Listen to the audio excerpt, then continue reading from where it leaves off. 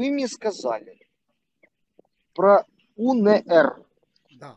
Вот после распада Австро-Венгерской республики появилась Украинская Народная Республика.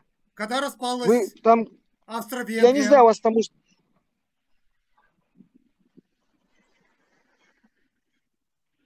Естественно, после Первой мировой войны. А как? да когда распалась Австро-Венгрия? Ну, если официально, то, опять же, как по мне, все равно это 1900, ну, наверное, 18-й год. Туда-сюда. Но там все сложность была. Война, так как А позже. где УНР Да. организовалась? Центр УНР где был? Была столицей в Харькове.